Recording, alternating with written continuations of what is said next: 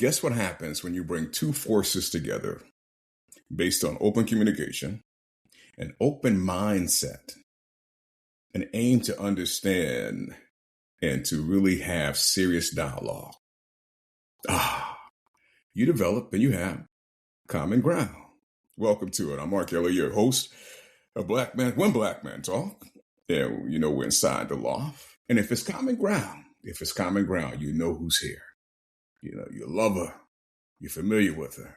Dr. Marcy Baptiste. How are I am A-OK. It's aces for us today. Let's get at it. you? I like that. I love that approach. Love that approach. You and I did an episode a little while ago, and I was saying then I wanted to do an episode on honesty. Yeah, honesty. Could you imagine that? Good old fashioned honesty. And what kind of really propelled this was I noticed in modern day time, or even over the years, it seems to me comfort is over truth. Truth has kind of taken a backseat way in back of the tractor trailer. And we want to ride in the van and be comfortable. And when we really think about it, honesty should be the fundamental foundation for trust, intimacy, and security in our relationships. But from time to time, the general consensus kind of moves away from that. And I believe, I'm willing to be wrong if I'm wrong. I believe, Lady Marcy, that we'd rather hear what we want to hear instead of the hardcore truth. In a way, we're kind of asking to be misled. Your reaction to it? I agree. Show over. End of story. All right. We wrap it up. We can wrap that up. You're right. No, I really do think that we've gotten away from truth and honesty, but from the standpoint, I think that having truth and honesty also requires accountability, and that's really what people are running from, is the accountability factor. You're right. And it's amazing how accountability plays a huge part in a lot of different sectors when it comes to relationships. When accountability is not there, it's like basically, you ever went to a restaurant and you sit down, you get comfortable, and then you kind of put your arm or your hand on the table, and the table's wobbly, and you just can't get the table to kind of stable itself out. In reality, I look at accountability that way in relationships. Some things could be really jiving, it could be really happening, but you got that wobbliness because accountability is just not there. And usually when it's not there, we're not even paying attention to it's not there. Maybe one party understands. But I kind of believe the accountability part, rolls into we're wanting to feel secure, cozy, and we want to basically have the luxuries of the relationship. But we don't really want to be honest about it and really value the honesty. And sometimes, a lot of times when we think of relationships, Dr. Marcy, when we think of honesty, we think, well, as long as I'm not lying about infidelity, we kind of break it down to that and think, if I'm not lying about that, what's wrong? What harm is being done? But in reality, the accountability and the raw truth, the honesty, goes much deeper than infidelity. Yeah, it definitely does. And I think that there's a whole lot of components that feed into the honesty and the accountability factors. And I just feel like somewhere along the line, and not to say that back in the day, old school times, that everybody had it all together, but I feel like we look for a lot of excuses, like you said, to choose comfort instead. And so we don't do some of the hard things that we have to do in order to, like you said, stabilize that table. It's going to require that we add some pieces and we take some things away, and that we own, some of our own experiences. And I think they lie to themselves. So I'm not really sure why we expect people to be honest with us when they lie to themselves 90% of the time. And that goes back to that choosing the comfort. Like, if I can convince myself by my wardrobe that I'm a size 14 and I'm really a size 24, then I'm okay until I'm in somebody's photo, and then somebody said, I look at myself, and then I'm forced to face the truth, like, oh yeah, yeah, you're really not a size 14. Yeah. That's interesting because you hit the nail on the head that we really aren't honest with ourselves starting out with. And the problem I see with that, one of the major problems, is that when we're not honest with ourselves, we try to force individuals to basically see our honesty. It's just not bad enough that we don't really believe in ourselves and see ourselves in a positive form or present ourselves that way. They'll spend more time trying to make you see what is dishonest and kind of level off on you and put, kind of project onto you when you don't see the dishonesty that they're projecting. Like you're the problem if you really can't see it. And I want to go back to being lying to ourselves because that's where it starts to me. That is truly where it starts. And that never gets talked about. It never really gets approached. Why would someone, and you touched on a little bit, but when you think about it, why are we lying to ourselves first? Then we reconnect that accountability.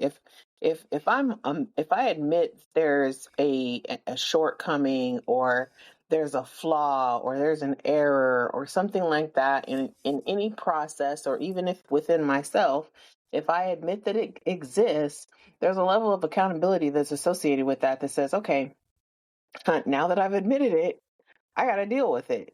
It means I either have to work on it, change it, and improve it, or I have to learn how to adapt to it. And so it's easier sometimes to just deny that the problem exists versus having to confront and make the tough decisions of confronting it or having to adapt to it. Because either one of those is going to require action, where if I can just stick my head in the sand and pretend like everything is peachy keen, then less pressure. Don't have to do anything. And if I can convince the other person that everything is a-okay, so the better.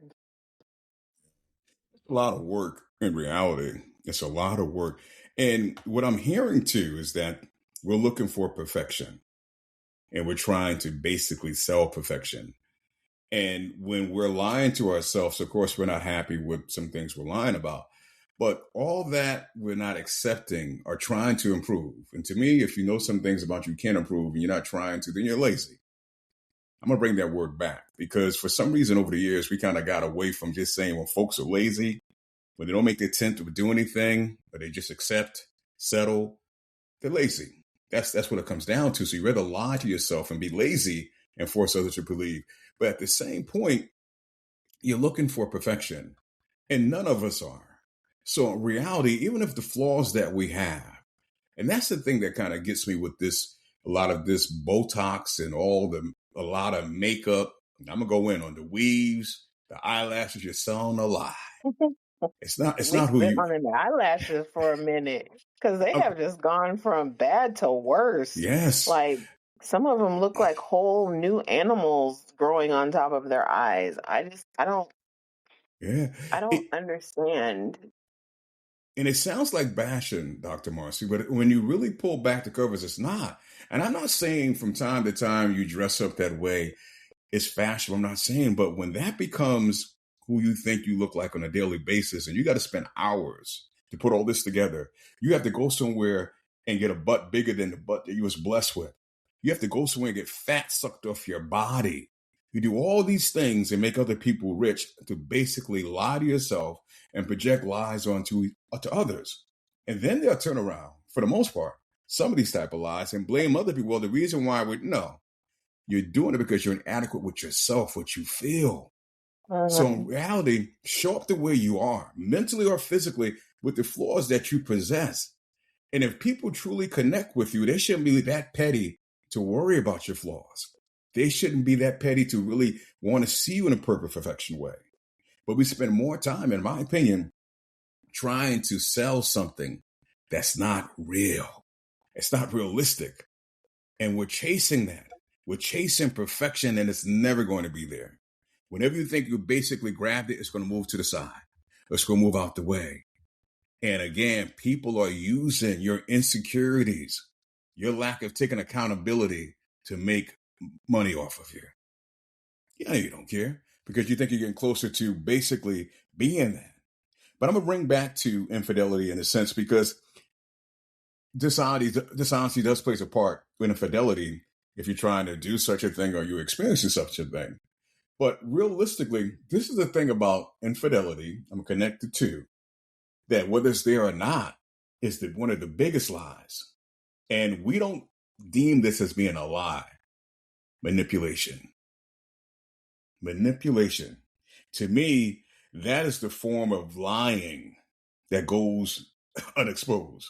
It's like it happens, you're trying to, some people are good manipulators. Awesome manipulators. They come out of the womb manipulating.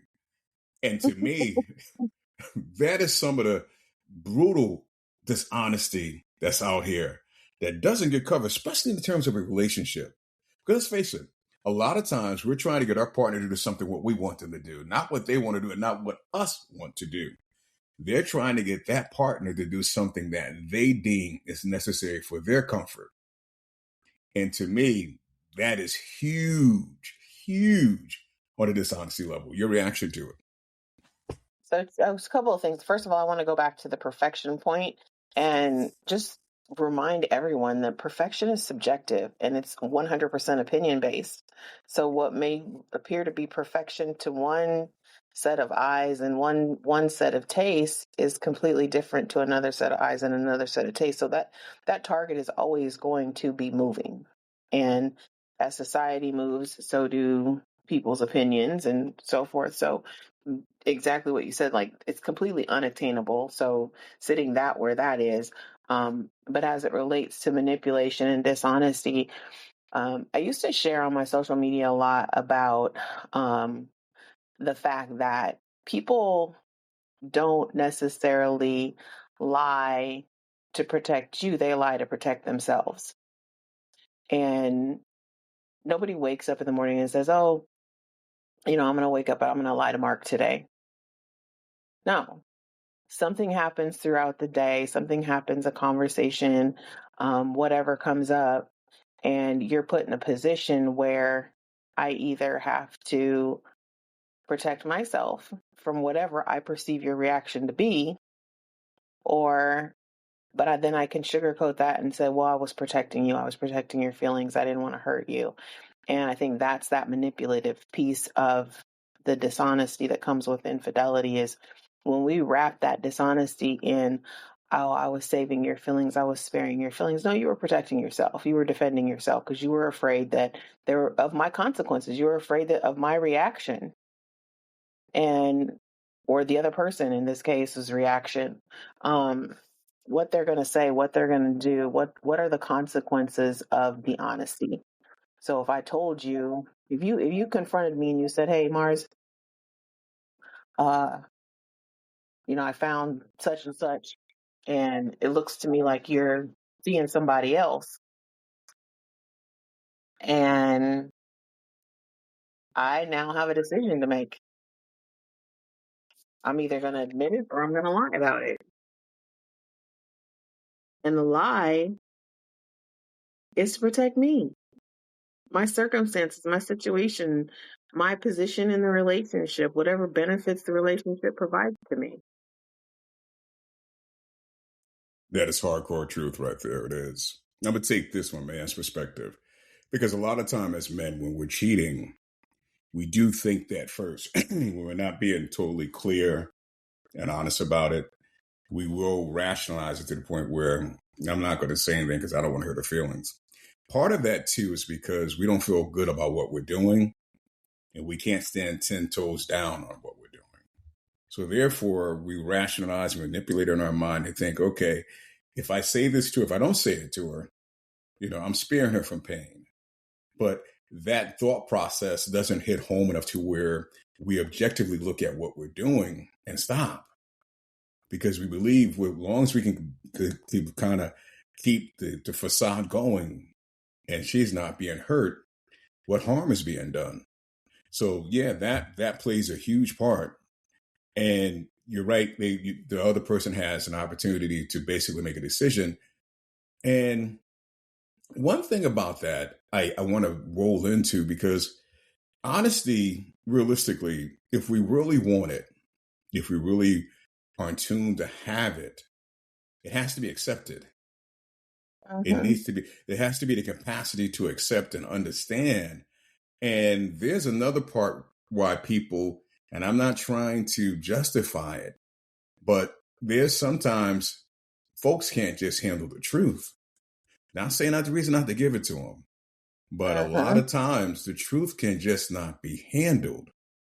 And therefore, sometimes a person that is speaking understands that the truth is not going to go home well.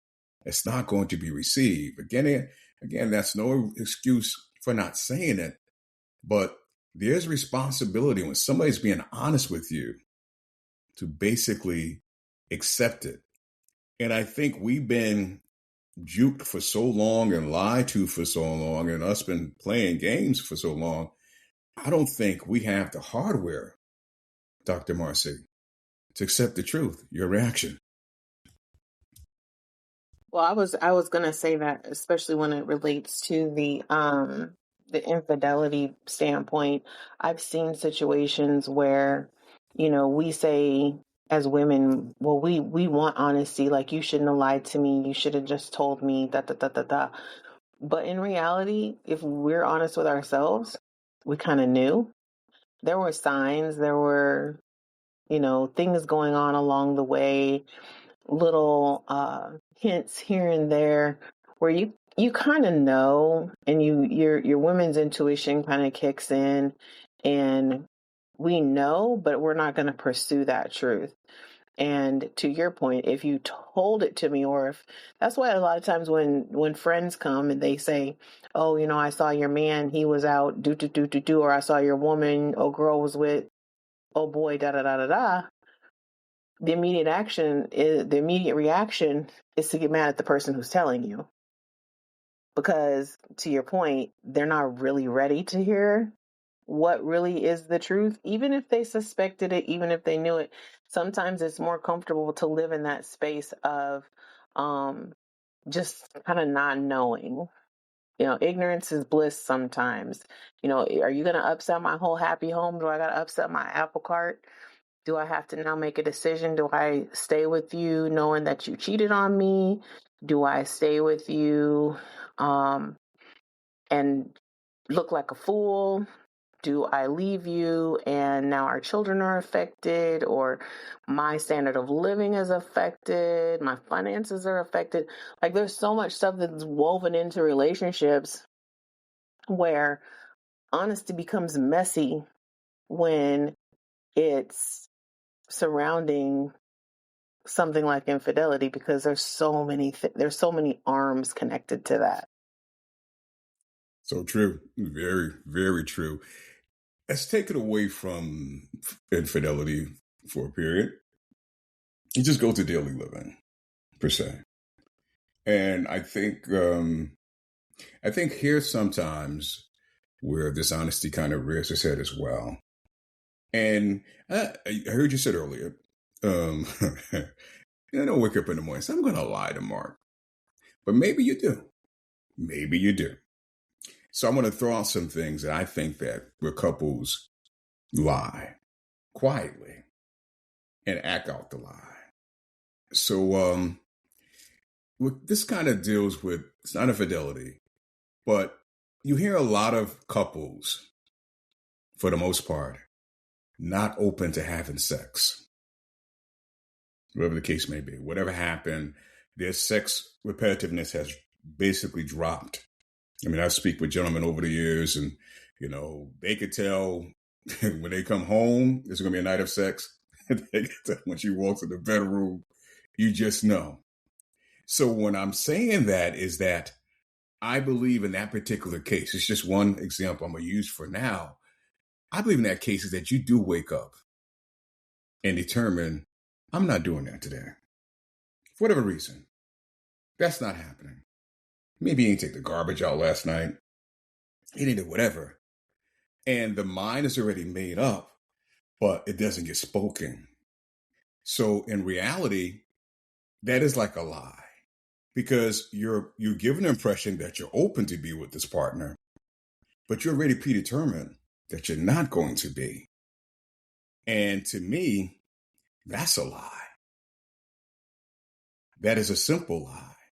And if the partner tends to approach you, you act in a fashion that you're not interested.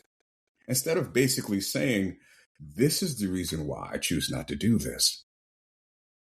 And this goes on for days, months, before you know the years rolls around. And a lot of that goes on inside relationships, Dr. Marcy. Your reaction. I disagree. Like, I don't think on that specific example, I don't think waking up saying she ain't getting it tonight or he ain't getting it tonight. I don't think that is a lie. I think that is definitely used as manipulation. I think sex is a manipulation tool a lot of times, and it's managed as such versus being managed as a way of creating connection and intimacy. But I don't think that it's actually a lie. Like, I think people that are that way, and I am so far outside of my scope right now because I don't think like that. Like, it's more like what time is it? Like, I don't understand the mindset that, like, you don't throw the baby out with the bathwater. Like, I'm not gonna withhold something that I desire just to punish my partner. So no, I'm gonna want it too. So unless I'm getting it somewhere else, we gonna have to get it. I still might not like you, but if it's good, it's good. You know what I'm saying? So I'm sorry. I thought you was done. Go ahead, please. because I'm like I said, I'm outside of my scope. Like, I'm trying to put myself in the mindset of somebody who uses and with, like, I don't understand the mindset of withholding sex. I don't understand the mindset of withholding intimacy. So it's a difficult thing for me to speak on just because normally I could put myself, oh, okay, yeah, I can kind of understand. There's not never going to be a day where I'm going to understand that. It's mind boggling. Like, to me, Yeah. you just don't punish yourself. You don't throw the baby out with the bathwater. You don't withhold something that at the end of the day, everybody wants, which is closeness and intimacy. Physical touch, whether it's penetration or not, just the physical touch aspect. We need it. Yeah, I heard you, but I did hear that, and you're right. Everything there is, collectively I agree with. But when you said it's a form of manipulation, and manipulation, as we charted, is a lie.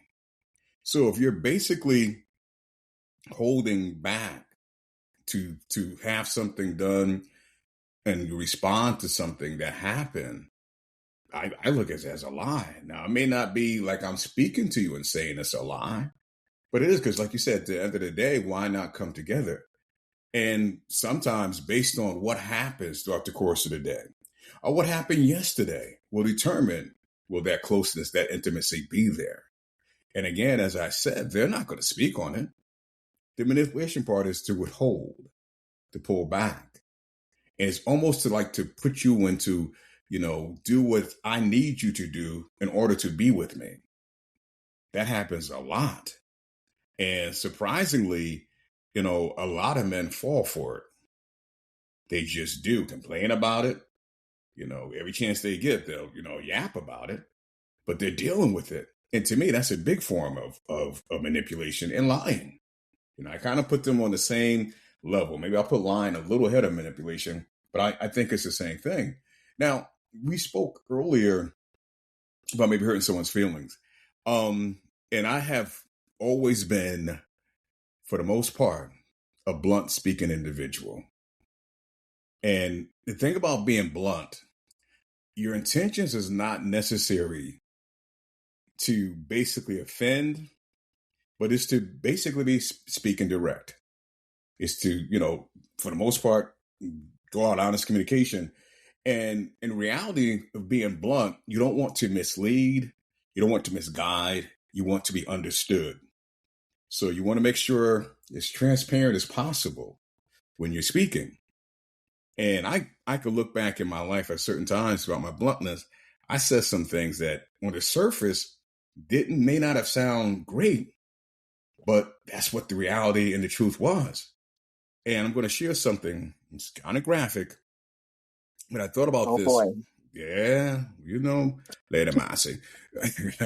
I thought about this as I was putting this together years ago, going back in my early 20s, and I was dating this woman for a period of time, and my mindset back then was not to be with one woman. It just wasn't. Wasn't shy about it. A good part of my life, that was my mindset. And never was shy. I was both, blunt. This is what it is. I'm not, when we meet, this is X, Y, Z. So her and I one day was having a conversation. And ironically, that conversation was in bed right after sex. And she said to me, I don't understand why you're living that way. And this is my young mind thinking. And this is what I said to her. There's a lot of pussy out there. And she said, yeah, it is. But you're not going to get all of it. And my young male mind thinking, I'm not trying to get all of it. But I just know it's out there and I want to have some. And that's the blunt talk I'm speaking of. And we went on the date period after that. That didn't, turn us away from seeing each other. But when I say bluntness, that's blunt. When you meet somebody up front and you say to them, look, this is casual. We can hang out, X, Y, Z, but I'm not looking to be long-term. I'm not looking to be your boyfriend. I'm not. And if you choose to have sex, we can, but we don't even have to do that. I've had people say to me, why do you wait to tell me that later? Why am I waiting to tell you that? Well, you want me to basically lie to you? Hide that from you, mislead you to later on so you have something to say, I pulled your hand in the wrong direction. No, I give you the information. I give you the communication. You decide as an adult. As I was saying about the laziness, a lot of that is just not being an adult. You decide. So I go back again about understanding the capacity to accept information and accept the truth. Because a lot of times we want to basically be told what we want to hear. And then later on, if it doesn't work the way we want, the first thing that'll come out of the conversation is that you lied to me. You misled me. And for me, that's what bluntness protects. It prevents. Because going in, you know where you stand. So if you walk in, you can't come back later and act like you didn't know. And that's just the reality of that. I'll stand down for your reaction, Lady Massey. I think in that example that's really appropriate. I mean, your phrasing might have been somewhat shocking in the moment, but I think being honest about whether there's a potential for a long-term or monogamous situation. I think even just having the conversation about monogamy, I'm a big one for give people the information and let them choose. But a lot of people aren't going to be that direct because they would have been fearful that she would have cut off that particular access. So now, yeah, there's a lot of pussy out there, but you're not getting this one no more based off of what you just said, right? So I think that's where people start to withhold information and they're not that blunt. But I'm all for let me know. If I'm not the only one, then that's fine. Let's have a conversation what that's going to look like. Are there ground rules here? Is it just you out there willy-nilly raw dogging whatever since we're being graphic, or are there rules to this? Is there accountability to this? But most people aren't going to have those conversations. Yeah.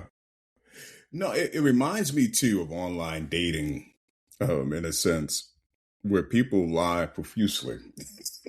they just they have a habit of, this is kind of from the male side. We can look at your what's the thing they call? Oh, your bio, your profile, your bio. And you know, I want a man to do this. I want a man that prays. Now, this man may never, those things that you're speaking of, he may not even measure up to that. Okay. But you basically I have already told, know where this goes. okay, but you have basically given him the playbook to come talk to you. Mm-hmm. And you think you're setting the law down, you're setting the rule down. So his conversation is going to be based on your bio, your what you're basically saying you want. Oh yeah, I'm this, I'm that. Oh, I want the same things. I want 4 kids. Oh yeah, I can't wait to buy a home with someone I love. Turn it all the things there. And then this person believes he's lying. But you're starting to believe that this is my mate. This is my mate. And again, once he gets to where he wants, now you look at him and say, well, you misled me. Yeah, and he really did.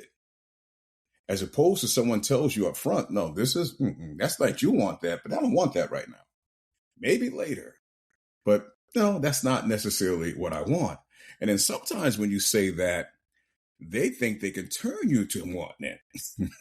They have the master key to can turn into that. And that's when I say honesty is not really welcome. And for men that know this, of course they're going to lie.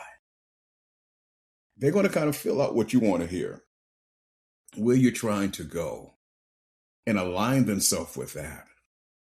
And a lot of times when that's being said to an ear, a lonely ear that desire these things, and I haven't had it for a while, don't know if it's possible.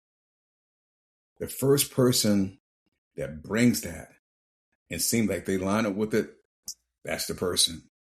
That's the one. And then later they're left with a broken heart. So I say that to say we have to really pull back sometimes and shoot for honesty and really accept it. Cut out the basic, trying to lead, trying to basically hear the words that are not necessarily true, but they feel good. Because truth sometimes is not going to feel good. But you can work with truth. You should work with truth. And that's the point. Work with the truth. And I'll go back to the scenario I gave about waking up that morning and, knowing that, yeah, if you know you're feeling that way, why not tell that person during the day, you know what? I may not be open for sex later on today. Why he's got to figure it out later? Why not say it? I'm feeling a certain type of way. But see, that's communication. That's being a grown-up. And granted, I hear you when you said that's not you. But trust me, there's thousands, there's millions that behave that way. It's nothing new. And I believe you. Yeah. I'm just saying, it's hard for me to put myself in that position. But you just said something a minute ago. You said you wake up in the morning and why not just say, yeah, we're not having sex today? Like, women don't wake up in the morning necessarily, and that's the first thing we think about is, oh, I've got to do laundry, I've got to go to the grocery store, and I got to have sexy time tonight. Like, we don't think about it. It just happens. So it's not a matter of if you don't feel it by the time that it comes to do it, it's not necessarily a lie. It's not even necessarily manipulation. Like, we just don't wake up thinking about it. Like, maybe men wake up every morning and they're like, yeah, how can I get laid today? I don't know. But yes, most women I know. We do. Most women don't wake up, and that's not the first thing on our mind. Like, it's in our brain somewhere 9 out of 10 times, but it's not, oh yeah, like, okay, I'm going to get some spaghetti. I'm going to take the ground beef out. I'm going to shave my cooch. I'm going to, like, it's just not on the list. You know what I mean? Okay. But when your man walks in the door and he's looking a type of way, you're like, oh, damn, yes, you get it tonight, baby. Like. Okay, now, well, and that's fair. That's cool. That's fair and that's cool. But here's the point. You're living with someone or you're with someone and they wake up thinking that in the morning. Same way he wakes up and knows that, she might want to get flowers today. She might want to have to go out this evening. He wakes up and think that. So why not, if you know that's how you should know your partner. You should know the animal that you're with. Now, it's nice to think about the groceries and other stuff, but what's happening, while they think about all that, later in the day, they say they're too tired. So my point I'm making here is that if you wake up and you're with a partner that you know that's what he's thinking about when he wakes up, and you're putting all these other things in the front. I got to go to the grocery store. I got to do all this stuff. And then once all that is done, you ain't thinking about him. So it may not seem like a lie, but you ain't thinking about him.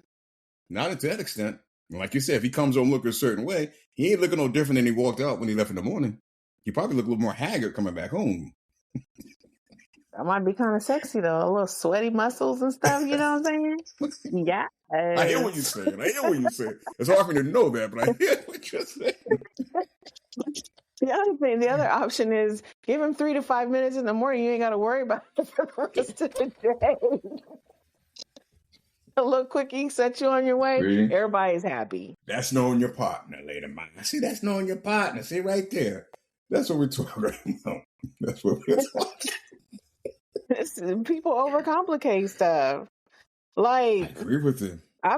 In relationships, I've taken one for the team several times early in the morning. Like, yeah, well, it's going to be one of them days. So let me go ahead and knock this out real quick. And but why? It's not that I didn't. It's not that I didn't enjoy it, but okay. I wasn't expecting. So like when I say that, I'm saying it from the standpoint of a lot of times I think we overcomplicate sex and think everybody's got a climax. And when I say take it for the team, I might know that if I'm giving it 3 to 5, that's not enough for me. And I'm probably not going to climax.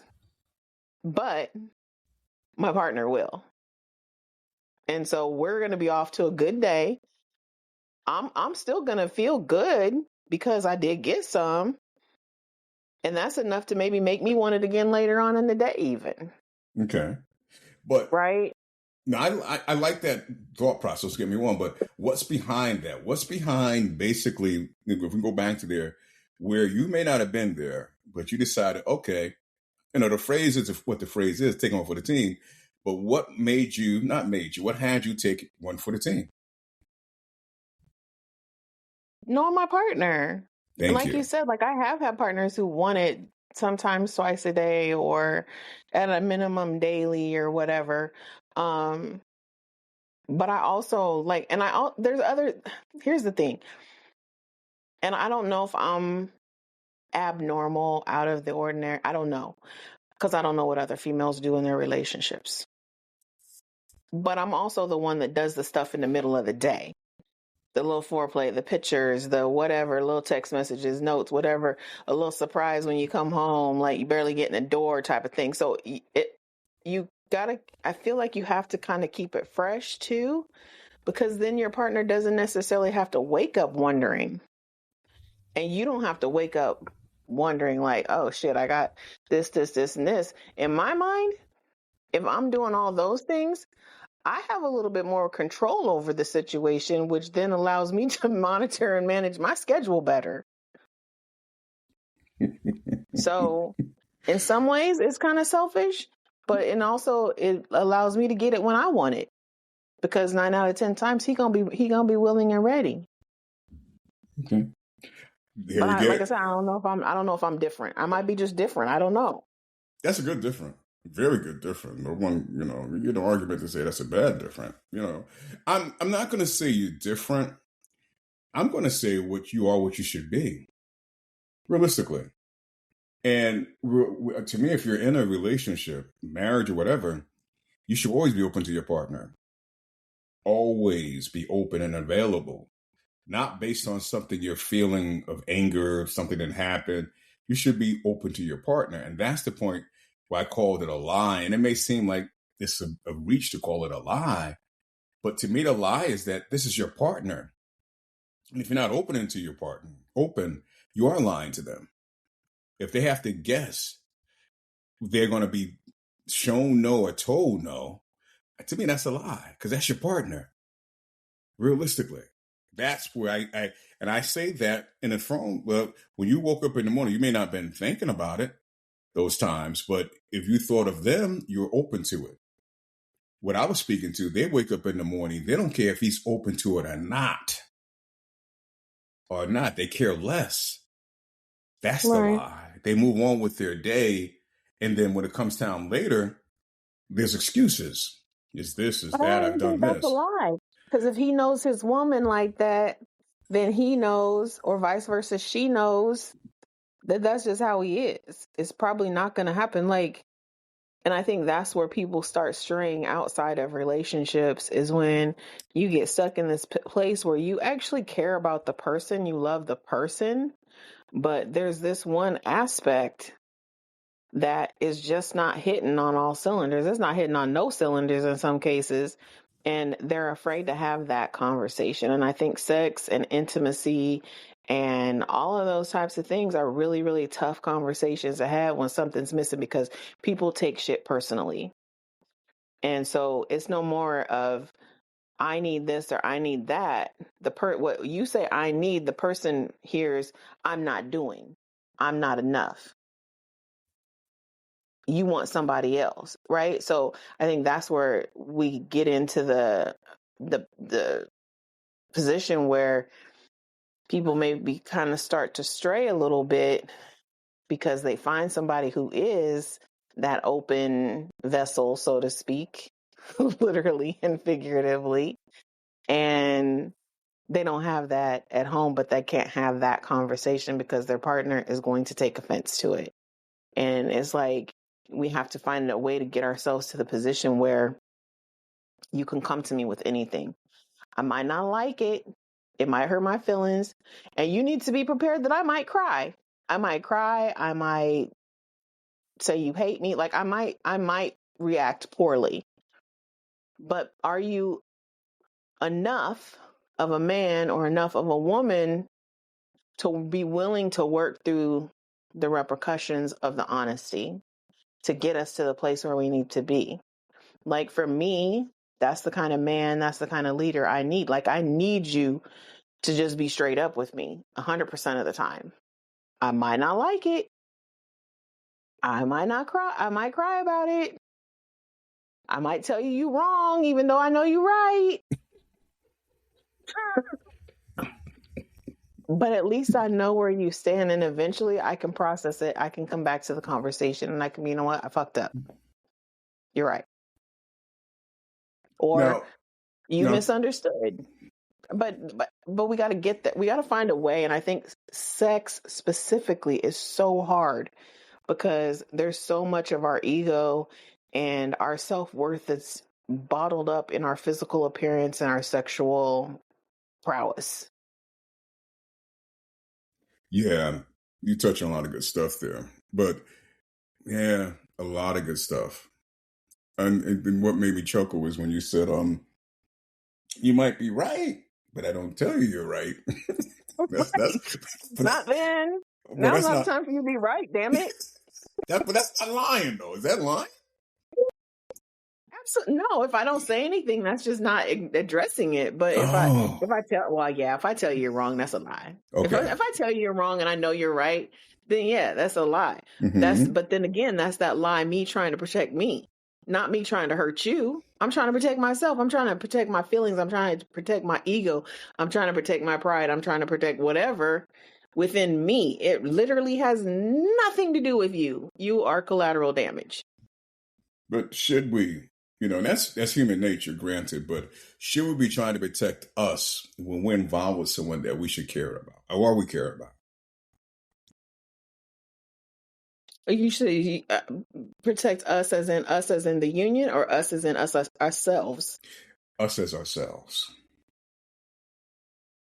I think that there still has to be a place for that. Like you have to be two individuals inside of the relationship. I don't think this whole then the two shall become one. Yeah, blah blah blah. No, two needs to still be two, and they need to be individuals, and that should be okay to have their own individual opinions, perspective, needs, value systems, whatever. But those two systems should align. And you need to be able to figure out where is the harmony between those two individual systems. I don't think that you need to acquiesce or capitulate to whatever it is that your partner wants if it's in contrast to what you want. Now, here's what I want to kind of hit, because what you said is I may not tell you at that point, but I'll come back and tell you later. Now, that on its own merit is beautiful. Don't get me wrong, because you didn't take accountability when he was right at the moment. You didn't take it, but you came back very soon. No, no, because I'm gonna take very out. You came back soon, but in most cases, there's no comeback. There's no accountability. That's accountability at that point. So when I speak of accountability, and from a man's perspective, we want it right away. If you don't know it right away, that's like it's a different story. But if you know it right away, why gotta wait or may not never get it? And that's the thing. It's like, if you know it at that point, why not say, you know what, you're right? And that's when I just ask about, is it for ourselves or for the union? Because to me, it should be about the union. It makes the union stronger. If you're saying something to me, I could be mad as the whatever, and you're speaking to me, you say something right, I should accept it and go with it. That should move me in a direction to where you are, not further from you are, because now I'm trying to basically show you you're wrong when I know you're right. And that's that inward fighting. That's that battle. That's that control. No, if you're showing me something that hits home and is correct, you know what? You're right. I gotta humble myself to that.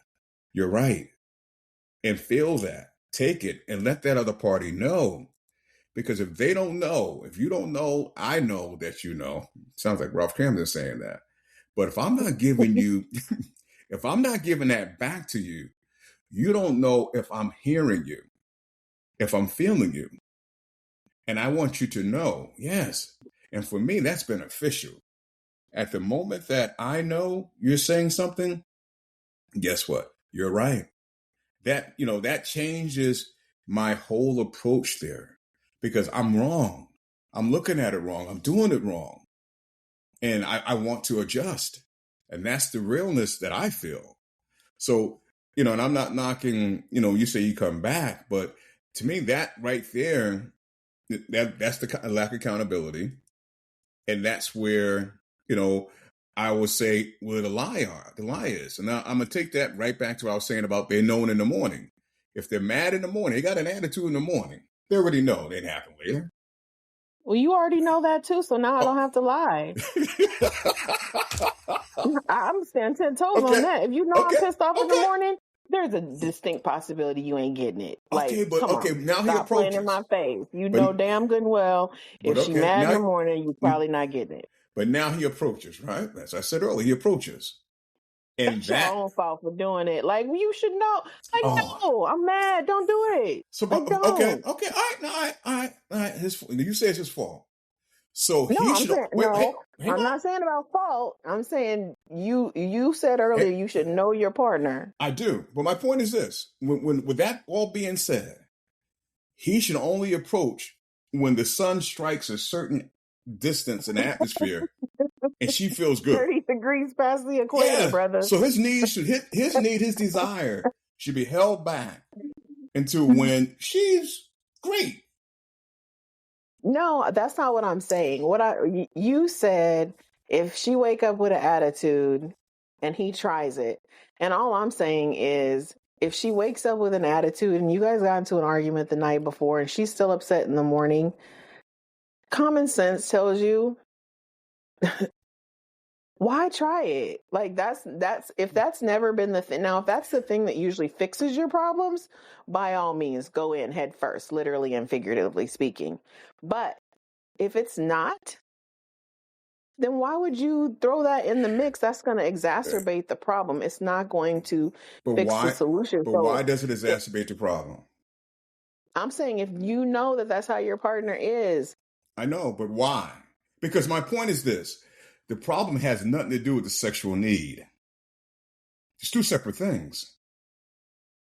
But that's the difference between men and women. Men are from Venus. What is it? Men are from Mars. Women are from Venus, or whatever. And that's when you're not. That's when you're not thinking about your partner. You're, in my opinion, you're lying to your partner.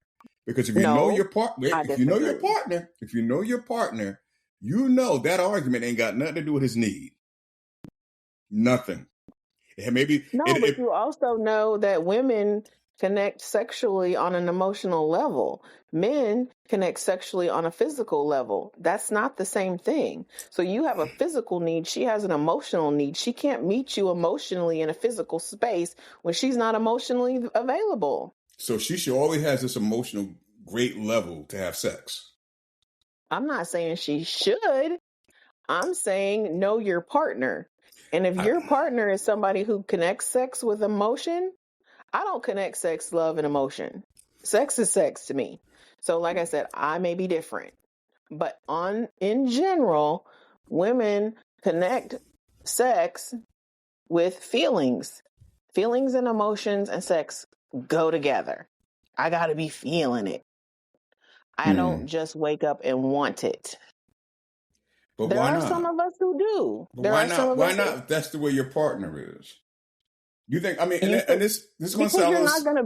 You're not. That's what I'm saying. You have to find alignment. You're still two individuals. I'm not going to become who my partner is just because my partner wakes up every day wanting to get laid. Doesn't mean if that's not who I've always been my entire life, that's who I'm going to become because I'm involved with this person. That person who wakes up every day wanting it, needing it, wanting to have sex 2-3 times a day, 17 days a week. They should not be in a relationship with somebody who doesn't. That's the extreme. I'm talking. I know, but I'm saying it doesn't align. Like even somebody who expects it daily, it doesn't align if your partner is not on the same, doesn't have the same sexual chemistry or the same sex drive as you have. I get that, Dr. Marcy. But here's the foundation of what I'm saying. And you're right. All that alignment, it takes time, it takes work, it takes communication. All I'm saying is you're making a decision based on your feeling. That's the point I'm trying to drive home here. It's not about alignment. You can have the great alignment where if you're mad about something or you wake up that morning and something is not setting right in your emotional atmosphere, you predetermine it's not going to happen. That's the part I'm speaking to. That's what I call a lie. Because but as a man, hang on a second. Sorry, go ahead. No, it's okay. But my point is, you run around telling everybody you love this person. Love covers responsibilities. It does. So if you were in my face a couple of nights before, I love you, I love you, I love you, all this other stuff, and 2 days later you're upset about something, where's that love then? Where's it then? I can love you and still be upset. And exactly. So you can have sex with me and still be upset. Love and sex, you can love somebody and still be upset with them emotionally. You're not connected to the sexual part of it. That's all I'm saying. And I'm saying as a man, why would you necessarily expect that, just because I want it every day, regardless of how he's feeling. We're not talking about every day. Well, because that was the example you used earlier in the conversation. You said men wake up every day thinking about it. No, and no man should expect to have sex every day. Let's get real. I mean, if it happens, great. And I'm not trying to speak to that, where he should be expecting that. I'm speaking to the mere fact is when she decides in her head, I'm going to control when we have sex based on my emotions. She's not considerate of him sexually, his need. That's what I'm calling a lie. Because but if that's an intentional effort to control him, then that's a whole different dinosaur over there. That's what I've been speaking on, Dr. Marcy. But yeah, we ain't been communicating on the same thing. We was not in alignment. Okay, we was not in alignment because that's not what I was speaking on. No, and that's what I'm kind of really hit to. That's why I call it a lie. I mean, alignment is one thing, but when you're angry about something and you decide at that point to control that feeling, that desire, and because if you're angry, of course you may not want to have it, but that's still your mate. Same thing with him. If she's angry and she wants it, should he basically shut down and go, no, you made me mad? I mean, realistically, if she's not going to have it from him, where's she's to go? Same thing. But we don't look at it that way. We look at it a lot of times more so she gets that way. Many men, for the most part, whether they're mad or not, they're having sex. Right, because it's a physical thing. It's not an emotional thing. And you can't tell me, whatever it is, and I'm not saying women aren't emotional, Every time she opened her legs, it ain't about emotions. It's not. No, no, not every time. Okay, so realistically, that Venus and Mars stuff, we're closer in relation in Venus and Mars than we really want to acknowledge sometimes. But one party side, they want to pull Mars or Venus a little further from distance, so to speak.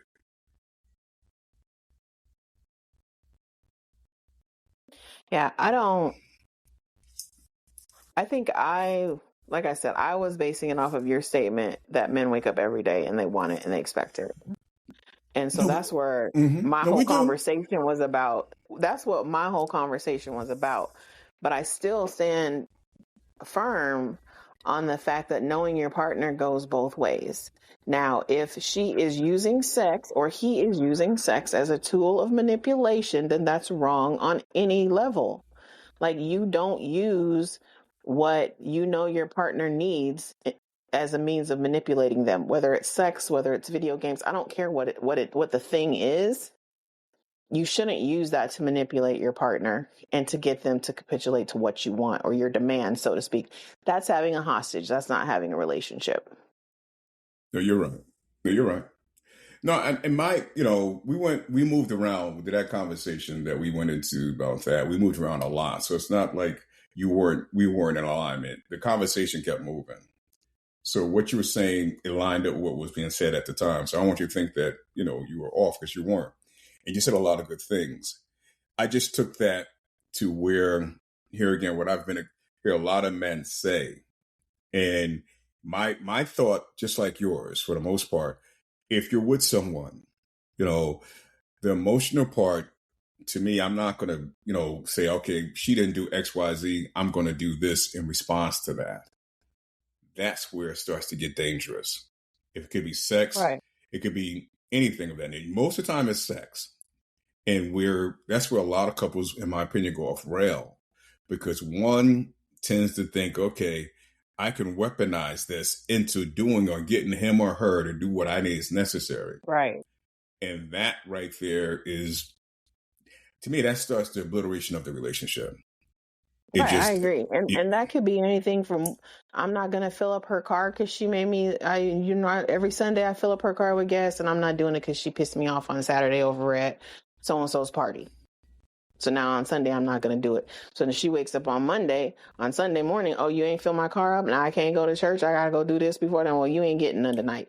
Like, that's how that is. That's that tit for tat. Let's have a pissing contest. Like, no, that's not a relationship. That's I don't know what that is. That's crazy. That tit for tat, man. That thing kills me. All I know, there was no tit if it ain't no tat. Don't start the tit if you don't want the tat. That's all I can tell you. If you start you ain't the getting no tit if you start some tat. How about that? Bars.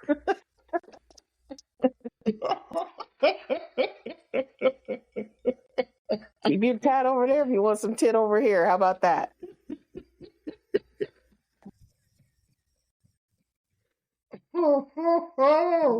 Common ground it is. Common ground it is. That's Mark Elliott. Jeez. And this is what, here it is. What you experience is open conversation. Basically. Move towards the middle. Oh my. And some good laughter. And for me, it doesn't get much better than that. I want to thank you, Dr. Marcy. I really do, because if anything, we're honest. We were definitely honest. I'm glad we remained in alignment after all. Yes. See how that happens? And we found common ground. No tat, no tit. Thank you. We'll get together soon. We'll do it together. We'll do it again soon. God loves you. I love you too. Take care of yourself.